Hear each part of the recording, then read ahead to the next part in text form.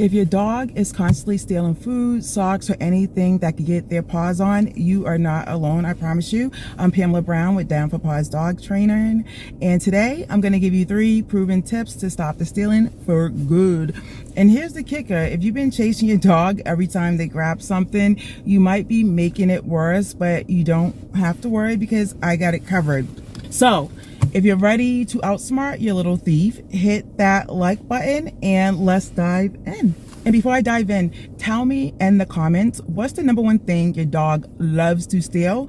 And let's compare to see who's the worst offender, right? Or just see if there's some of the similar things. All jokes aside. So tip number 1, common mistakes. So picture this: your dog grabs a sock, right, and runs, and what do? You chase them, right? Well, to them, it's gonna be the best game ever. So instead, you want to stop chasing them and stop playing the catch me game. What you want to do is you want to get something that's going to be more enticing than what they have in their mouth. That's the first step. And so what I mean is you want to get a treat, and ideally you want to hold it at their peripheral to the point where they look and like, oh, drop, and then you give them something better. Over time, if you continue trading out, giving them a treat and trade for what they have in their mouth, they'll be more willing to drop it because they know they're getting something better.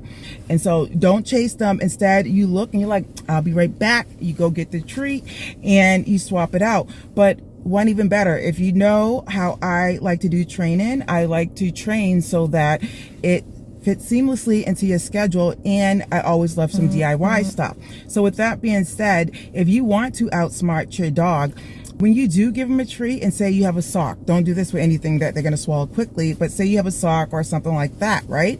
You swap it out, you give them a treat, but you know what? You give the sock right back. And they're like, what? I'm not supposed to have that. And then you give them a treat again, take the sock back, you give it back to them, give them a treat. And so it's like this back and forth. What you'll find over time is that by you chasing them, yes, they think it's a game, but when you give it back to them, you're absolutely taking the fun away. So that's another way you can practice, is first trade out a treat so they'll know that they're getting something better, but then start giving back the actual item to them, and then give them a treat. Get it back. So let me clarify that. So they have the item in the mouth, give them a treat, they drop it, you get the item, give it back to them. Show them a treat, they drop it, you take the item, you give it back. So it's like a constant back and forth, and you will find over time that the different things you practice like that with, so whether it's socks or shoes or things like that, you'll be able to leave it on the ground because it's like, you know what, they're not fun with that anymore. So tip number 1, we're not going to chase them, we're going to trade out some treats, okay?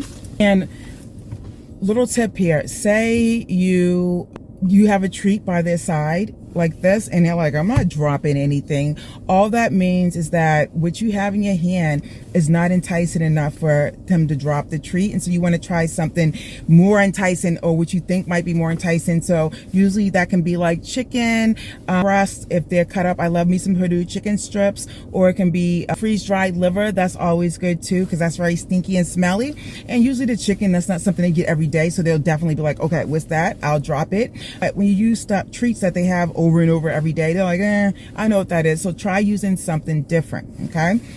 Tip number 2, teach a reliable leave it, okay? I love training leave it. If you want to see your dog be successful in quick wins, you want to start training them leave it. It's something that you can do really quickly.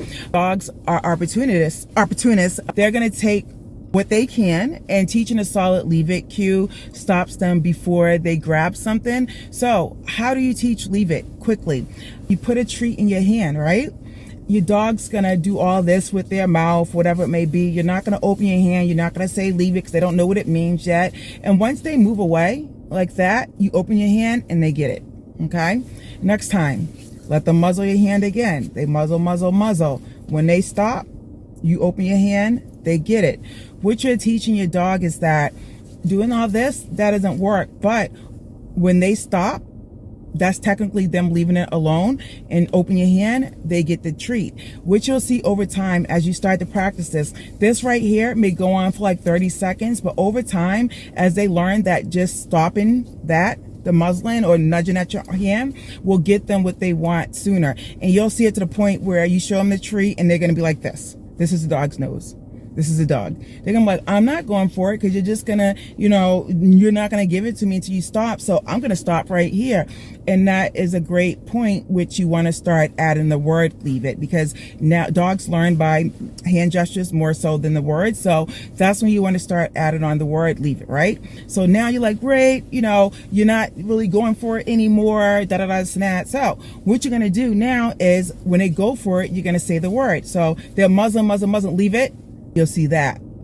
Open, right? Open your hand, you give it to them, right? So now they understand stopping means leave it alone. You add the word now that they know what it means, and you put it all together, leave it. Oh, leave it. They stop, give them what's in your hand, and that's how you train leave it. Simple treat in your hand, let them muzzle, wait till they stop. And sometimes you'll feel them licking and then they'll stop licking before they move their head. So whatever you feel, stop first. And even if they move their head by accident like this to look, give it to them, because you didn't ask them not to turn their head. You just asked them to leave it. And so however they leave it, whether they're looking away or they go off to do something else, you're going to give it to them. So you just want to keep on repeating that over and over again. And so that way, when they do have something in their mouth, you can say leave it, and then they would definitely leave it and go about their business, hopefully. But that's a whole nother advanced training, which we'll get to at some point. But the challenge is to try this with everything they steal. So shoes, remotes, even your sandwich, but you're going to keep that closed because let's be real, they want that too, right? So be sure that you start off every session or every time practicing with treats, and then once you practice with treats, then you can get a shoe out there and practice with the shoe, practice with the stock. You want to practice with everything they try to steal, okay?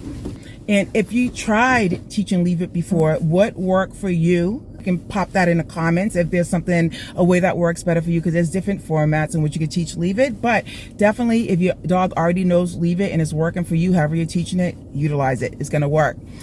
Okay. Tip number 3. This one's simple. If you haven't got to leave it or don't have time for that yet, manage the environment. That can be your biggest mistake. If your dog keeps stealing food off the counters or socks or your kids' toys, guess what?